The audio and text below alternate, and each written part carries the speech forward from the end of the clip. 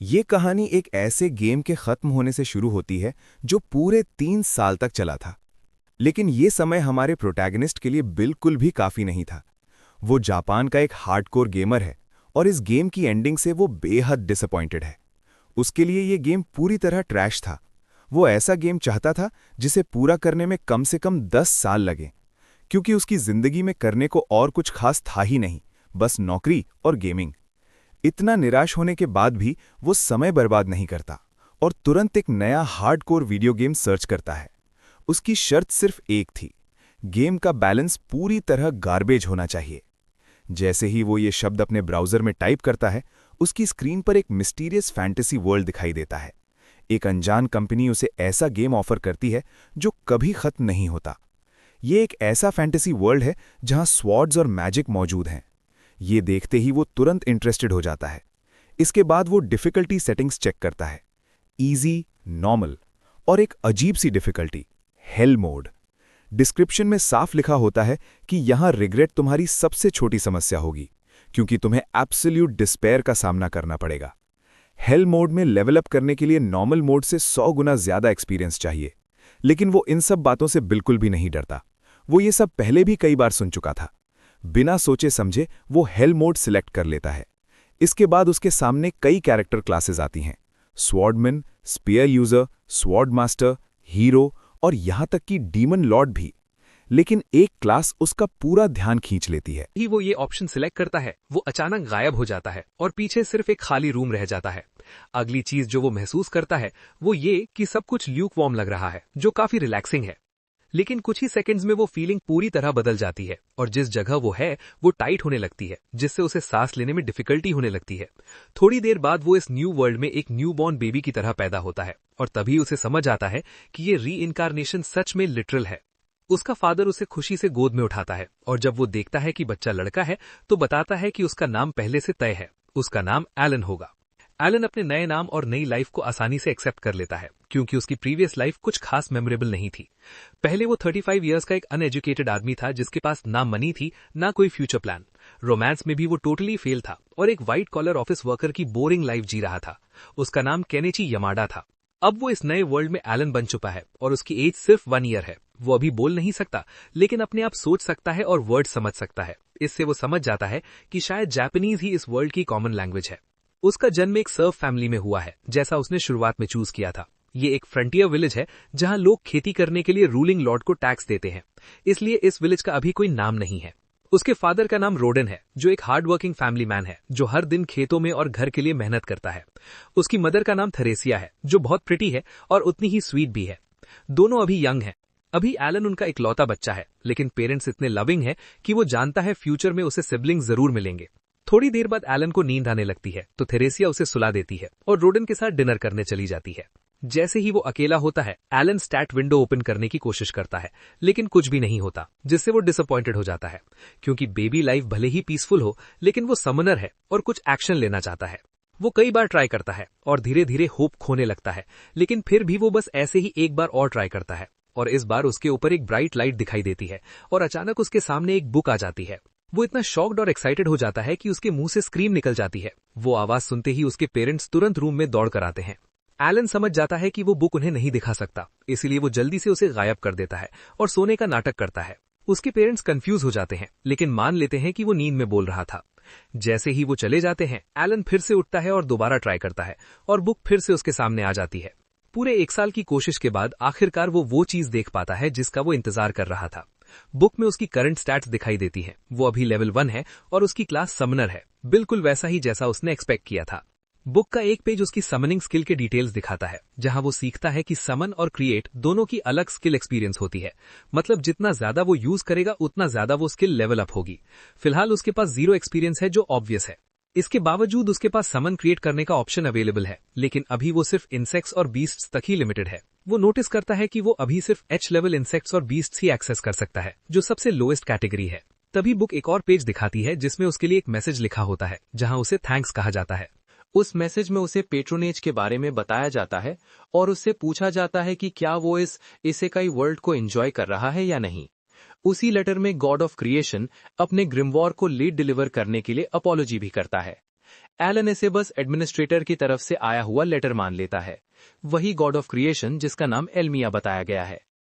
Letter में एल्मिया ये भी बताती है कि क्योंकि एलन ने एक ऐसी क्लास सिलेक्ट की है जो अभी टेस्टिंग में है, इसलिए प्रॉपर पेपर वर्क पूरा करने में टाइम लगा और स्टाफ ने पूरी मेहनत की ताकि जल्दी से जल्दी सब कंप्लीट किया जा सके। आखिर में एल्मिया उसे वार्निंग देती है कि क्लास सिलेक्शन को लेकर कोई भी क्वेश्चन या कैंसिलेशन एक्सेप्ट नहीं किया जाएगा। एलन समझ जाता है कि समनर क्लास में अभी काफी बग्स और प्रॉब्लम्स हैं, लेकिन फिर भी वो समन करना चाहता है, इसलिए वो एक इंसेक्ट समन करने की कोशिश करता है। शुरुआत में कुछ भी नहीं होता तो वो अलग अलग तरीके ट्राई करने लगता है और थोड़ा इम्पेशेंट भी हो जाता है। इस वर्ल्ड में कोई गेम फैक या वॉक थ्रू नहीं है, इसलिए वो जानता है कि उसे खुद एक्सपेरिमेंट करके ही सब समझना होगा। तभी उसके दिमाग में आता है कि शायद पहले क्रिएट स्किल यूज करनी पड़े, और जैसे ही वो क्रिएट स्किल यूज करता है उसके सामने एक कार्ड दिखाई देता है।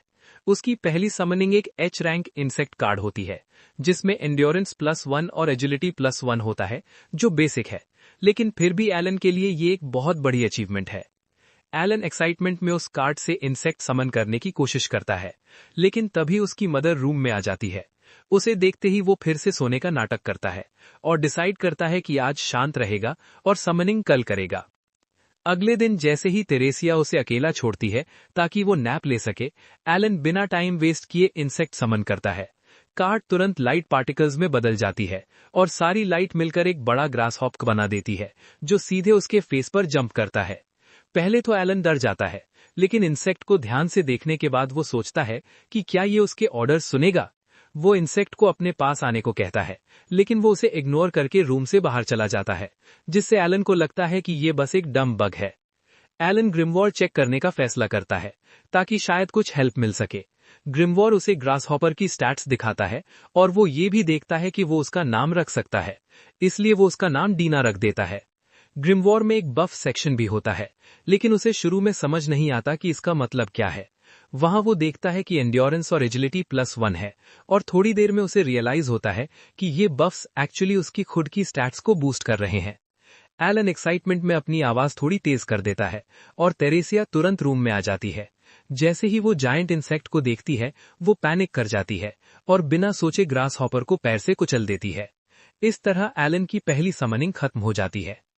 कई दिनों तक अपने स्किल्स से प्ले करने के बाद एलन फाइनली एक एच रैंक बीस्ट क्रिएट करता है। वो एक एच रैंक माउस बनाता है जिसका नाम माउसी रखता है। ये भी डीना जितना ही दम्भ है, लेकिन कम से कम ये उसके बोलने पर अपनी एबिलिटी यूज करता है। एलन समझ जाता है कि इस वर्ल्ड में बहुत सारे पावरफुल मॉन्स्टर्स हैं, लेकिन वो अपनी सिर्फ 2 समलिंग्स के साथ किसी को भी डिफीट नहीं कर सकता। वो ये भी सीखता है कि वो हर क्रिएचर के लिए 10 समन कार्ड स्टॉक कर सकता है, और सबसे इंपॉर्टेंट चीज बफ्स होती है। एग्जाम्पल के तौर पर अगर वो माउसी के 10 कार्ड स्टॉक करता है तो उसकी अटैक स्टैट 10 बढ़ जाती है। अब उसकी स्ट्रेंथ किसी नॉर्मल बेबी से कहीं ज्यादा हो जाती है। हेल मोड में स्किल्स और कैरेक्टर लेवल अप करने के लिए एक्सपीरियंस 100 टाइम्स ज्यादा चाहिए, इसलिए उसे अभी बहुत लंबा रास्ता तय करना है। समनिंग कंटिन्यू करने से पहले उसके फादर लॉन्ग डे के वर्क के बाद घर लौटते हैं। तेरेसिया उन्हें ब्लड में लथपथ देखकर इंस्टेंटली वरी करने लगती है, लेकिन रॉडिन उसे जल्दी से रीअश्योर करता है कि ये ब्लड हंट का है और वो बिल्कुल हर्ट नहीं है। तेरेसिया ये सुनकर रिलीव्ड हो जाती है और रॉडिन एक्साइटमेंट में एलन को बताता है कि आज उसने एक बोर हंट किया है। एलन जानता है कि उसका फादर एक सर्फ है, लेकिन फॉल और विंटर के टाइम वो गांव के बाकी मैन के साथ मॉन्स्टर हंटिंग पर जाता है। रॉडिन उसे बताता है कि वो बोर बहुत बड़ा था, ह्यूमंगस, और उससे पूछता है कि क्या वो उसे देखना चाहता है। एलन एक्साइटेड हो जाता है क्योंकि ये उसका रियल मॉन्स्टर देखने का पहला चांस है, और वो बिना हेजिटेशन हाँ कह देता है। रॉडिन उसे अपने शोल्डर्स पर बैठा लेता है और बताता है कि नेबर्स अभी उसे काट रहे हैं, इसलिए वो अभी देख सकते हैं। चलते चलते एलन पहली बार आउटसाइड वर्ल्ड को अच्छे से देख पाता है। उसका फादर उसे बर्ड्स का एक ग्रुप दिखाता है और बताता है कि वो एल्बियंस हैं जो इस सीजन में नॉर्थ की तरफ उड़ते हैं और फॉल का आने का सिग्नल देते हैं। आसमान में उड़ते हुए उस मॉन्स्टर को देखकर रॉडन बताता है कि उसने उसका नाम एल्बहरीन से इंस्पायर होकर रखा है और एक्सप्लेन करता है कि उनके लिए स्काई ही लिमिट है। वो अपने विंग्स से कहीं भी उड़ सकते हैं और वही ट्रू फ्रीडम है। एलन को ये सुनकर अच्छा लगता है, लेकिन तेरेसिया ने इस बात पर रॉडन को खूब डांटा था और उसे पता है कि मॉन्स्टर के नाम पर नाम रखने का यही रिजल्ट होता है। इसके बाद रॉडन चलता रहता है और एलन उसकी बाहों में सो जाता है, लेकिन जब वो फिर से अपनी आंखें खोलता है तो वो हैरान होकर देखता है कि वो महान बोर जिसे गांव वालों ने मिलकर हराया था, उसे एलन बहुत पास से देख पाता है। उसके फादर उसे गोद में लेकर अच्छे से दिखाते हैं। एलन को वो बीस्ट काफी टेरिफाइंग लगता है, क्योंकि वो जानता है कि वो इतनी बड़ी और पावरफुल क्रीचर को अभी बिल्कुल भी डिफीट नहीं कर सकता। तभी गर्टा नाम का एक आदमी वहां आता है और सबको बताता है कि आज का हैवीवेट चैंपियन यही है। आसपास खड़े सारे आदमी रोडन की तारीफ करते हैं, लेकिन वो इसे लक बताकर टाल देता है। गर्टा समझ जाता है कि वो हम्बल बन रहा है। फिर वो टॉपिक बदलता है और नोटिस करता है कि वो अपना बेटा भी लाया है। एलन पोलाइटली ग्रीट करता है और अपना इंट्रोडक्शन देता है, जिसे सुनकर गर्टा थोड़ा शॉक्ड हो जाता है, क्योंकि वो सिर्फ 1 ईयर का है। गर्टा बताता है कि उसकी डॉटर भी सेम एज की है, लेकिन वो इतनी सिविलाइज्ड बिल्कुल नहीं है। एलन क्यूरियोसिटी में पूछता है कि क्या ग्रेट बोर स्ट्रांग होते हैं। गर्टा बताता है कि वो सी रैंक मॉन्स्टर्स होते हैं, मतलब उन्हें गिराने के लिए कम से कम 20 लोग चाहिए होते हैं, इसलिए वो सच में काफी स्ट्रांग होते हैं।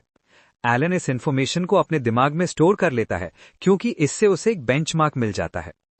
10 मंथ्स बाद एलन ऑलमोस्ट 2 इयर्स का हो चुका होता है और फाइनली उसका समन लेवल 2 और क्रिएट लेवल 2 हो जाता है। इसके साथ ही उसे एक्सपेंशन लेवल 1 मिलता है और ग्रिमोर का नोट्स फीचर अनलॉक हो जाता है। एलन को अंदर से गेमर एड्रेनलिन रश फील होता है और वो एक्साइटमेंट में स्टैट्स पेज ओपन करता है। वहां वो देखता है कि अब वो जी रैंक क्रीचर कार्ड्स क्रिएट कर सकता है। उसे एक नया स्किल भी मिलता है जो समन्स को फ्यूज करता है और उसका कार्ड इन्वेंट्री स्पेस डबल हो जाता है, मतलब अब उसे डबल बफ्स मिलेंगे। एलन तुरंत फ्यूजन ट्राई करना चाहता है, लेकिन उसके पास इनफ एमपी नहीं होता, इसलिए वो एमपी रिकवर करने के लिए बहुत सारा खाना खाता है। डिनर के बाद वो सीधे अपने रूम में जाता है और 2 एच रैंक माउस कार्ड्स को फ्यूज करने की कोशिश करता है, लेकिन एक्साइटमेंट के बावजूद कुछ भी नहीं होता। ग्रिमोर बताता है कि उसके पास इनफ एमपी नहीं है, भले ही वो मैक्स तक रिकवर कर चुका हो। तब एलन डिसाइड करता है कि वो नया समन कार्ड क्रिएट करेगा, लेकिन जी रैंक बीस्ट कार्ड क्रिएट करने के लिए भी उसके पास एमपी कम पड़ जाता है। इसका मतलब ये है कि करंट मैक्स एमपी के साथ वो न फ्यूजन कर सकता है और न ही नया पावरफुल समन क्रिएट कर सकता है। जब एलन 3 इयर्स का हो जाता है, तब तक उसके पास कई कार्ड्स जमा हो जाते हैं, जिनमें जी रैंक बीस्ट्स, इंसेक्ट्स और बर्ड्स भी होते हैं। एलन फाइनली 2 कार्ड्स फ्यूज करता है और एक जी रैंक बर्ड कार्ड बनती है, जिसका नाम वो चैपी रखता है। जब वो उसे समन करता है तो वो बर्ड उड़कर उसके पास आता है और उसके शोल्डर पर बैठ जाता है। एलन स्टैट्स चेक करता है और देखता है कि बर्ड के पास वॉइस मिमिक एबिलिटी है। पहले उसे समझ नहीं आता, लेकिन तभी चैपी उसकी आवाज और टोन को परफेक्टली रिपीट करता है। एलन को ये बहुत कूल लगता है, क्योंकि ये एनिमीज को ट्रिक करने में काम आ सकता है। फिर वो हॉपर नाम का एक फ्रॉग और मॉली नाम का एक मोल समन करता है, जो दोनों जी रैंक बीस्ट्स हैं। एलन हॉपर को प्रवोक एबिलिटी यूज करने को कहता है। फ्रॉग कूदने लगता है और उसकी स्किन चमकने लगती है, जो बैटल में डिस्ट्रैक्शन के लिए परफेक्ट है। फिर वो मॉली को डिग यूज करने को कहता है और मोल तुरंत जमीन में एक बड़ा होल खोद देता है। एलन कंफर्म करता है कि मॉली से बहुत सारे पिटफॉल ट्रैप्स बनाए जा सकते हैं, जो फ्यूचर में काफी यूजफुल होंगे। एलन समझ जाता है कि एक ग्रेट समनर बनने की ये है कि उसे अपनी क्रीचर्स के स्टैट बफ्स की पूरी नॉलेज हो। इसमें बहुत डेप्थ और कॉम्प्लेक्सिटी है, और यही वो हार्डकोर गेमिंग है जो वो शुरू से चाहता था। अचानक एलन उसी होल में गिर जाता है और उसकी एक्साइटमेंट तुरंत कम हो जाती है। उसे रियलाइज होता है कि वो अभी मॉन्स्टर से फाइट करने वाला नहीं है। जब क्लॉक 3 PM बजती है तो एलन पहले से जानता है क्या आने वाला है, लेकिन वो एक्साइटेड बिल्कुल नहीं होता। गर्टा की डॉटर करीना उसे ढूंढती हुई आती है और हमेशा की तरह ड्यूलिंग नाइट्स खेलने का इन्विटेशन देती है। एलन जानता है कि उसके पास कोई चॉइस नहीं है, इसलिए वो होल से बाहर निकलता है और अपनी नेबर करीना द फियर्स को ग्रीट करता है। छोटी सी गर्ल वुडन स्वॉर्ड लेकर उसके सामने खड़ी होती है और एलन फेयर ड्यूल एक्सेप्ट कर लेता है। भले ही वो प्ले फाइट कर रहा हो, लेकिन उसे ये बिल्कुल कूल नहीं लगता और उसे थोड़ी एम्बैरेसमेंट भी होती है। फिर भी वो जानता है कि उसे करीना को सीरियसली लेना पड़ेगा, क्योंकि वो सरप्राइजिंगली फास्ट है और स्वॉर्ड ड्यूल में बिल्कुल मर्सी नहीं दिखाती। एलन ने अपने सारे क्रीचर बफ्स एजिलिटी में डाले हुए हैं, फिर भी वो बैरली उसके साथ कीप अप कर पाता है। करीना इतनी ओवरपावर्ड है कि वो उसकी वुडन स्वॉर्ड तक तोड़ देती है और फिर भी अटैक करती रहती है। दिन के एंड तक एलन के पेरेंट्स उसे बचाने आते हैं, लेकिन तब तक काफी लेट हो चुका होता है। इसी बीच पता चलता है कि थेरेसिया फिर से प्रेग्नेंट है, जो किसी के लिए सरप्राइज नहीं है। करीना के जाने के बाद एलन जमीन से उठता है और एक छोटी गर्ल से पीटने के बाद भी वो अपनी मदर की हेल्प करता है और उसके हाथ की वेजिटेबल्स उठा लेता है। थेरेसिया उसे स्माइल के साथ थैंक्स कहती है। रात को डिनर के टाइम एलन अपने फादर से कहता है कि वो हार्वेस्ट में हेल्प करना चाहता है क्योंकि उसकी मदर प्रेग्नेंट है। ये सुनकर दोनों पेरेंट्स सरप्राइज हो जाते हैं। एलन उन्हें रीएश्योर करता है कि वो स्ट्रांग इनफ है। अंदर ही अंदर वो जानता है कि उसकी स्टैमिना अब एक फुल ग्रोन अडल्ट जैसी है, लेकिन वो ये बात अपने तक ही रखता है। थेरेसिया उसे बताती है कि उसके एज के किड्स थेरेसिया और रीडन साफ कह देते हैं कि एलन को अभी काम नहीं करना चाहिए, वो आराम से करीना के साथ खेल सकता है। रीडन ये भी कहता है कि वो पहले ही घर के छोटे मोटे कामों में मदद कर रहा है। एलन थोड़ा इंसिस्ट करता है, लेकिन उसके फादर अपने डिसीजन पर फर्म रहते हैं। वो समझाते हैं कि फार्म का काम वो फ्यूचर में वैसे भी करेगा, इसलिए जब तक मौका है लाइफ एंजॉय करनी चाहिए। तभी एलन को समझ आता है कि वो लोग सर्फ क्लास में ही फंसे हुए हैं और खेतों में काम करना घर के कामों से बिल्कुल अलग लेवल का होता है। वो बहुत ग्रूलिंग होता है और कोई भी अपने 3 इयर्स के बेटे से ये उम्मीद नहीं करेगा। इसलिए एलन पेरेंट्स का डिसीजन एक्सेप्ट कर लेता है। दोनों पेरेंट्स खुश होते हैं कि वो समझ गया। थेरेसिया ये भी बताती है कि उसने नोटिस किया है कि एलन पीछे वाले पेड़ पर स्टोन्स फेंक रहा है। रीडन उससे पूछता है कि वो ऐसा क्यों कर रहा है। एलन बोलता है कि उसके फादर ने बताया था कि घर के बाहर फॉरेस्ट में मॉन्स्टर्स होते हैं, इसलिए वो अपनी मदर को स्टोन से प्रोटेक्ट करेगा। रीडन हंसता है और अपने बेटे की ब्रेवरी की तारीफ करता है, लेकिन अंदर से एलन ये सब सिर्फ इसलिए कर रहा था ताकि वो समनिंग के अलावा और स्किल्स सीख सके। थेरेसिया मुस्कुराकर पूछती है कि क्या वो करीना को भी प्रोटेक्ट करेगा। एलन हाँ बोल देता है, लेकिन उसके दिमाग में बस ये चल रहा होता है कि नाइट्स खेलते टाइम वो कितनी रफ होती है। रीडन कहता है कि वो दोनों नाइट्स खेलते हुए बहुत एंजॉय करते हैं और वो अप्रेजल सेरेमनी का इंतजार नहीं कर पा रहा। एलन पूछता है कि अप्रेजल सेरेमनी क्या होती है, तो उसकी मदर समझाती है कि जब वो 5 इयर्स का होगा तब एक स्पेशल सेरेमनी होगी जिसमें ये तय होगा कि उसके अंदर कौन सा टैलेंट है। रीडन बोलता है कि अगर लक अच्छा रहा तो कोई अच्छा टैलेंट उसे सर्फ लाइफ से बाहर निकाल सकता है। ये सुनकर एलन एक्साइटेड हो जाता है और जब विंटर आती है तो वो डीना को चेक करने का फैसला करता है। डीना एक ही जगह उछलता रहा था और उसने जमीन में एक होल भी बना दिया था। अब एलन समझ जाता है कि वो पूरे 1 दिन तक समन को मेंटेन कर सकता है, जो काफी बड़ी प्रोग्रेस है। तभी उसे करीना की आवाज सुनाई देती है और वो तुरंत ग्रिमवॉर को गायब कर देता है। मजबूरी में वो उसके साथ फिर से नाइट्स खेलता है और वो हमेशा की तरह फियस होती है। इस बार एलन उसकी स्पीड मैच करने की कोशिश करता है और अटैक्स ब्लॉक भी करता है, लेकिन फिर भी करीना उसे हरा देती है। रोडन काम से घर लौटता है और थेरेसिया उसे ग्रीट करने बाहर आती है। तभी डीना अचानक उसके पैर पर कूद जाता है, जिससे वो घबरा कर गिर जाती है। रोडन तुरंत उसके पास भागता है और भले ही स्केयर छोटा होता है, लेकिन थेरेसिया को कॉन्ट्रैक्शंस शुरू हो जाती हैं, जिससे साफ हो जाता है कि बेबी आने वाला है।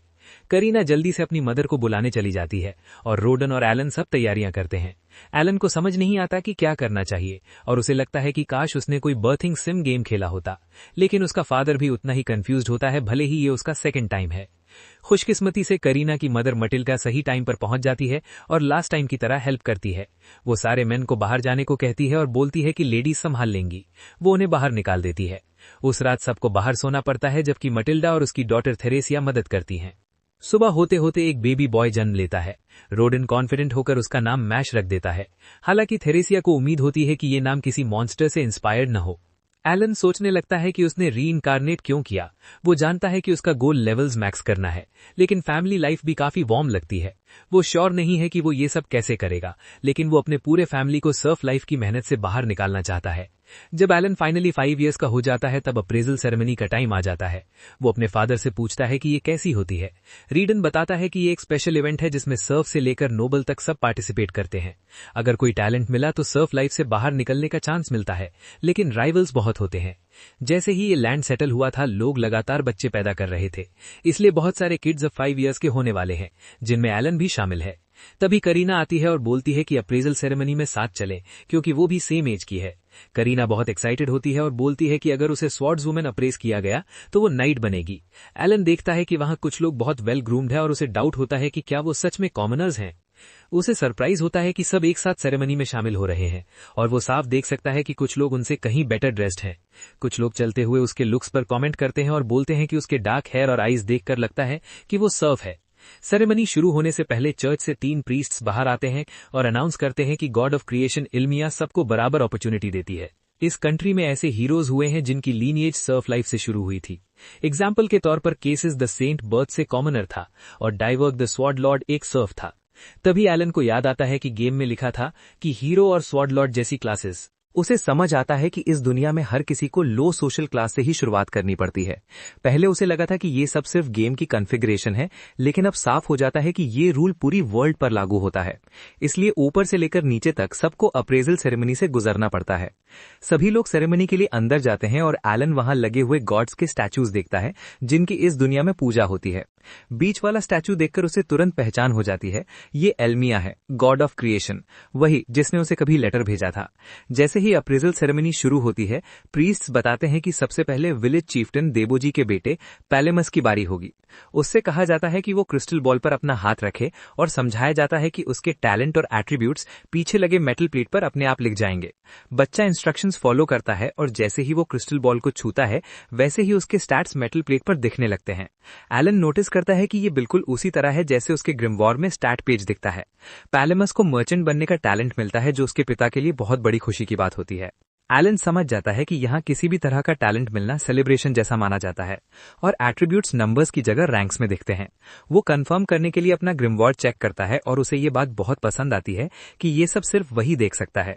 जैसे जैसे सेरेमनी आगे बढ़ती है, एलन सीखता है कि हर किसी को टैलेंट नहीं मिलता और इसी वजह से ये इतना इंपॉर्टेंट माना जाता है। फिर डोरा नाम का एक बच्चा आगे आता है और क्रिस्टल बॉल पर हाथ रखता है। प्रीस्ट्स बताते हैं कि उसे एक्स यूजर का टैलेंट मिला है।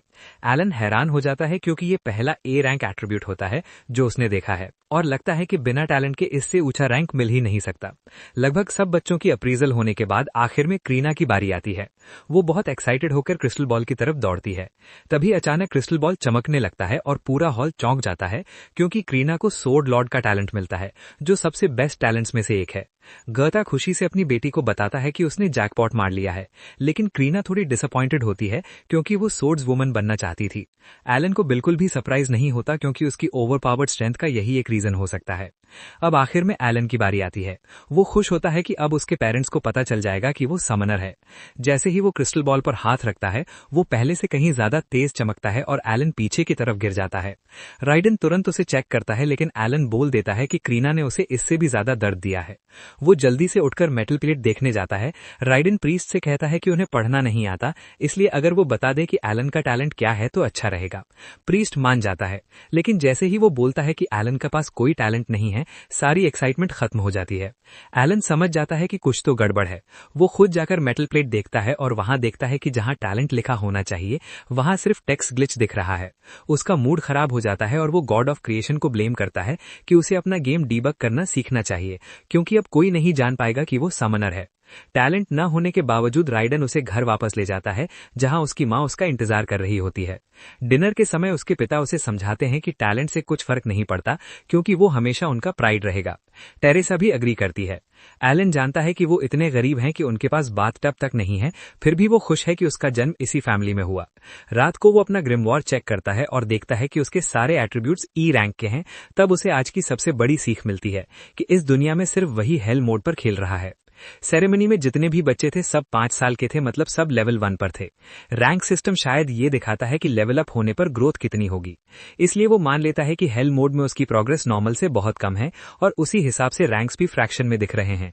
ये बात किसी नॉर्मल इंसान को पागल बना दे, लेकिन एलन तो वीक गेम्स को चैलेंज देने आया है। वो पूरी जिंदगी ये प्रूव करेगा कि हार्डकोर गेमिंग ही असली रास्ता है।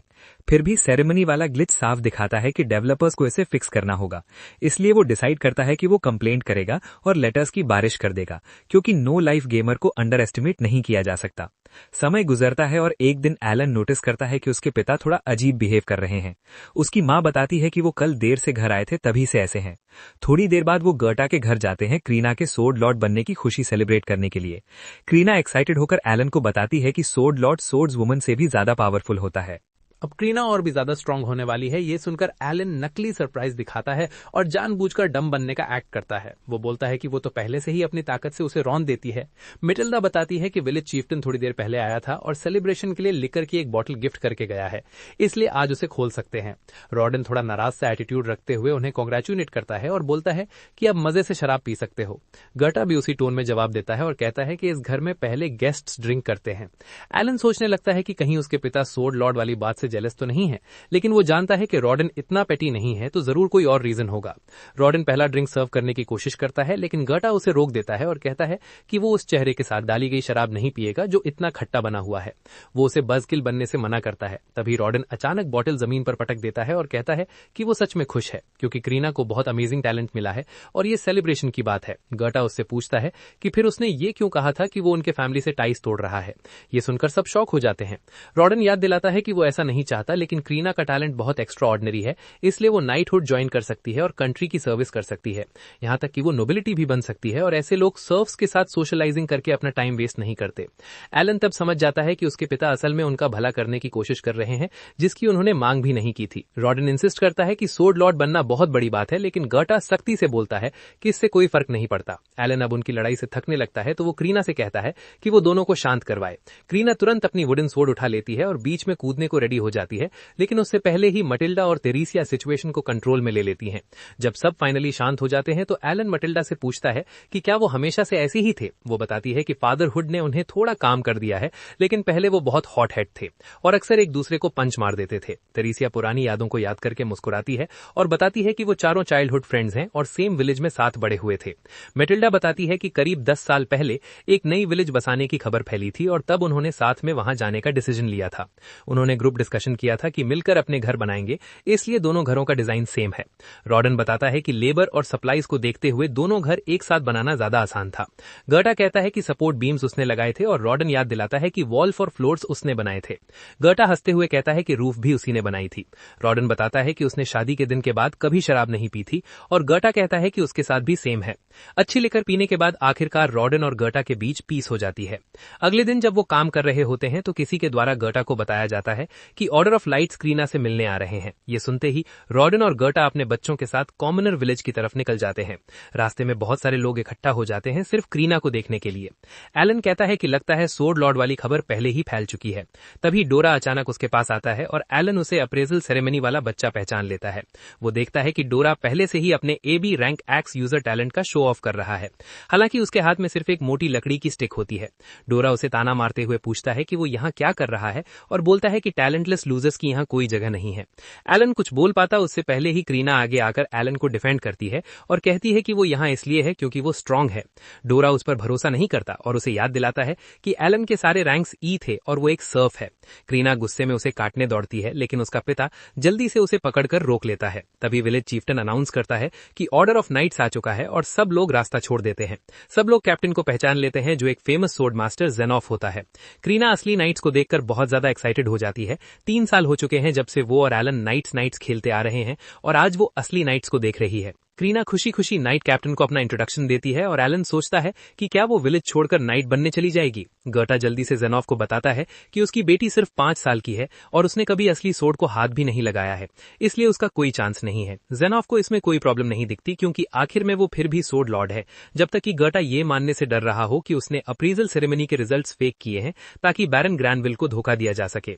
गर्टा घबराकर मना करता है, लेकिन जेनॉफ वाइस कैप्टन को आगे बढ़ने को कह देता है बिना उसकी प्रोटेस्ट सुने। एलन को पहले से ही महसूस होने लगता है कि कुछ गलत है। जेनॉफ उन्हें वार्न करता है कि अप्रेजल सेरेमनी के रिजल्ट्स को फॉल्सिफाई करना डेथ पेनल्टी वाला क्राइम है, इसलिए उन्हें यह तय करना होगा कि करीना का सोर्ड लॉर्ड टैलेंट सच में लेजिट है या नहीं। इसी वजह से अब एक फेंसिंग डुएल होगा।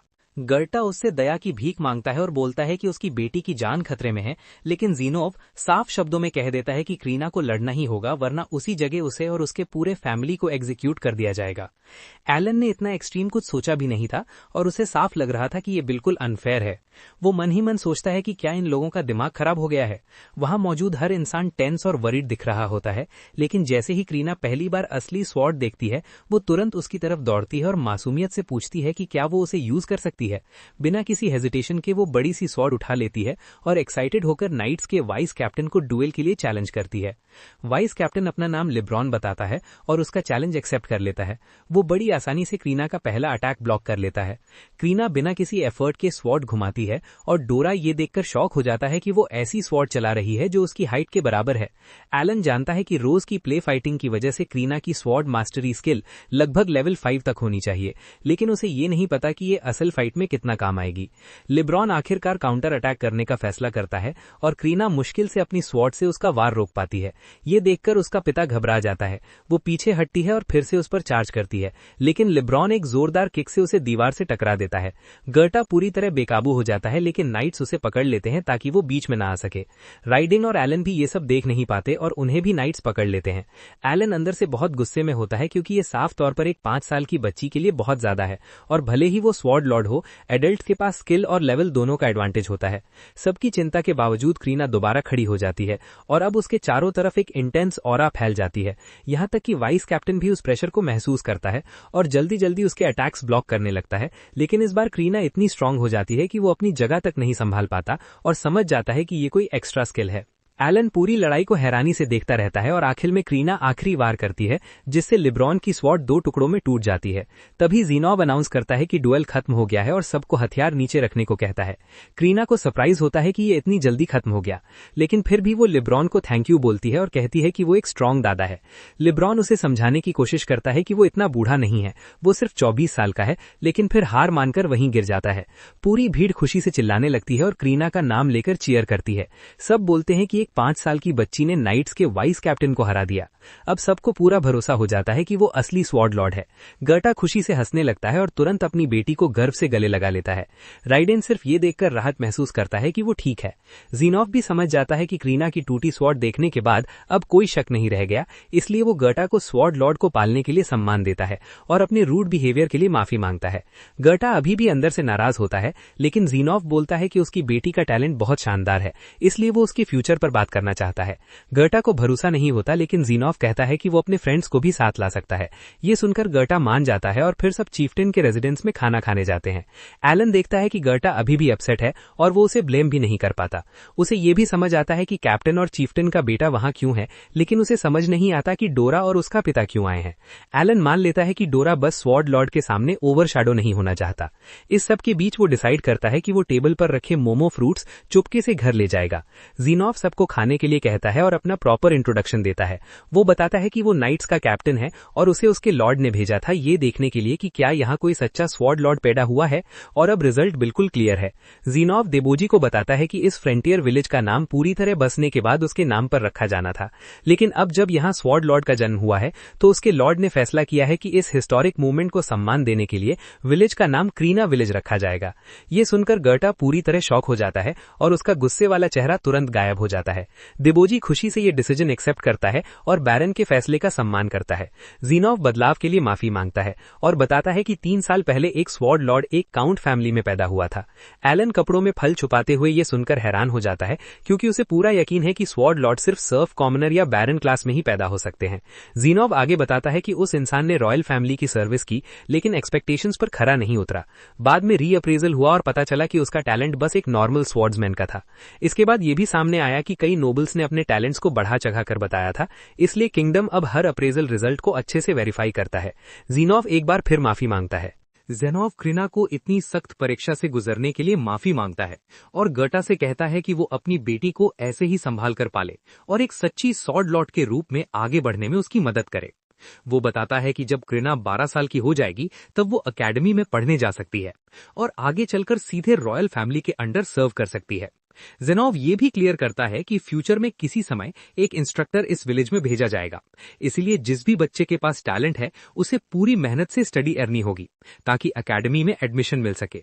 क्रीना एक्साइटमेंट में एलन से कहती है कि उसे भी उनके साथ स्टडी करनी होगी, लेकिन डोरा बीच में बोलता है कि एलन तो खुद को पेपर बैग से भी बाहर पढ़कर नहीं निकाल सकता। ये सुनते ही दोनों फिर से लड़ने लगते हैं। तभी ज़ेनॉफ की नजर पहली बार एलन पर पड़ती है और रोडन उसे बताता है कि ये उसका बेटा है। गर्टा एलन का प्रॉपर इंट्रोडक्शन देता है और ज़ेनॉफ तुरंत समझ जाता है कि ये वही रोडन है जो फेमस बोर हंटर है। वो तुरंत खड़ा होकर विलेज के लेजेंड को रिस्पेक्ट देता है और बताता है कि बैरन को हर सर्दी इस विलेज से आने वाला ग्रेट बोर मीट बहुत पसंद है। ज़ेनॉफ कहता है कि ये प्रेज सीधे बैरन की तरफ से है और बोलता है कि हंट्स में सबसे डेंजरस रोल निभाने के लिए रोडन एक सच्चा हीरो है। रोडन उसका हाथ मिलाकर थैंक्स करता है और वहां से निकलने के बाद एलन से कहता है कि उसे यकीन नहीं हो रहा कि सर्फ होने के बावजूद भी बड़े लोग उन्हें पहचानते हैं। वो एलन से कहता है कि वो भी फ्यूचर में बड़े काम करेगा क्योंकि उसके अंदर उसके जीन्स हैं। एलन ये सुनकर मुस्कुराता है और तभी अपने पिता को बताता है कि वो चुपके से कुछ फ्रूट ले आया है ताकि माँ और मैश खा सके। ये सुनकर रोडन जोर से हंसता है और उसके सिर पर प्यार से हाथ रखता है। और यहीं पर एपिसोड 2 खत्म हो जाता है। अगर आगे की स्टोरी मिस नहीं करना चाहते तो चैनल को सब्सक्राइब करना मत भूलना।